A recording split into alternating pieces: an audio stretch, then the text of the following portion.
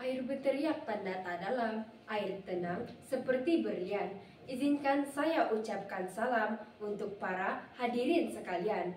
Salam sejahtera dan salam Malaysia Madani kepada para hadirin sekalian. Berdirinya saya di sini untuk membincangkan topik kita pada hari ini, yaitu air untuk semua. Menurut Kamus Dewan edisi keempat, air merupakan cecair yang terbentuk daripada 2 bahagian hidrogen dan 1 bahagian oksigen. Hadirin sekalian, air adalah elemen yang sangat penting dalam kehidupan seharian kita. Tanpa air, kehidupan seperti tumbuhan, haiwan, dan kita sebagai manusia tidak akan dapat bertahan hidup. Air bukan sahaja menyokong kehidupan manusia, tetapi juga mempengaruhi pelbagai aspek lain dalam masyarakat dan persekitaran. Air adalah sumber kehidupan utama bagi semua makhluk hidup. Manusia memerlukan air untuk kekal hidrat, menjalankan fungsi tubuh yang normal, dan untuk pertumbuhan. Begitu juga dengan haiwan dan tumbuhan yang memerlukan air untuk menjalani proses biologi seperti fotosintesis dan metabolisme. Kekurangan air boleh menyebabkan dehidrasi, penyakit, dan kematian. Selain itu, air memainkan peranan penting dalam pertanian. Ia digunakan dalam proses pengairan untuk memastikan tanaman mendapat cukup kelembapan.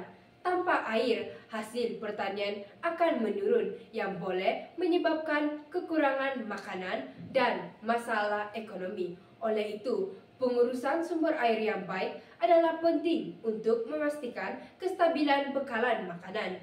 Di samping itu, air juga sangat penting dalam sektor industri seperti penjanaan tenaga, petrokimia, dan pembuatan logam. Air digunakan secara meluas untuk menyujukan mesin peralatan dan bahan mentah. Proses penyujukan ini penting untuk mengelakkan berlakunya kerosakan akibat haba berlebihan dan memastikan operasi berjalan dengan lancar. Akhir sekali, air juga memainkan peranan dalam penghasilan tenaga. Tenaga hidroelektrik yang dihasilkan melalui aliran air adalah salah satu sumber tenaga yang bersih dan boleh diperbaharui. Dengan memanfaatkan tenaga air, kita dapat mengurangkan kebergantungan kepada tenaga fosil yang merosakkan alam sekitar. Hadirin yang dikasihi sekalian, seperti yang kita tahu, air merupakan sumber yang boleh diperbaharui. Hal ini kerana air melalui kitaran hidrologi yang merupakan proses semula jadi di mana air mengalir dalam pelbagai bentuk melalui atmosfera, tanah, dan lautan. Namun, pernahkah para hadirin sekalian terfikir apakah yang akan berlaku sekiranya dunia kekurangan air? Tahukah para hadirin, Malaysia juga pernah mengalami krisis air yang serius. Contohnya, pada tahun 2021, krisis air berlaku di Lembah Kelang disebabkan oleh hujan yang tidak menentu dan pencemaran sumber air. Penurunan tahap air di empangan-empangan utama seperti empangan Klang Gats dan empangan Batu menyebabkan catuan air dilaksanakan di beberapa kawasan. Situasi ini menjejaskan kehidupan seharian penduduk dan menimbulkan ketidakselesaan serta kesulitan. Selain itu, kajian yang diterbitkan dalam Journal of Resource Management pada tahun 2023 menunjukkan bahawa pertumbuhan penduduk yang pesat dan perubahan iklim mengakibatkan tekanan tambahan terhadap sumber air di Malaysia.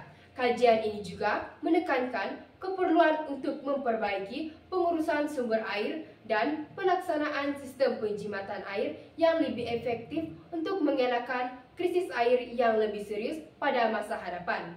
Kesimpulannya, kita harus ingat bahawa air adalah sumber kehidupan yang tidak ternilai. Bah kata cendekiawan Dr. D.H.W.H. Hutton, air adalah sumber kehidupan.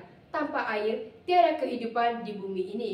Keberadaan manusia dan semua makhluk hidup sangat bergantung pada ketersediaan air bersih dan selamat.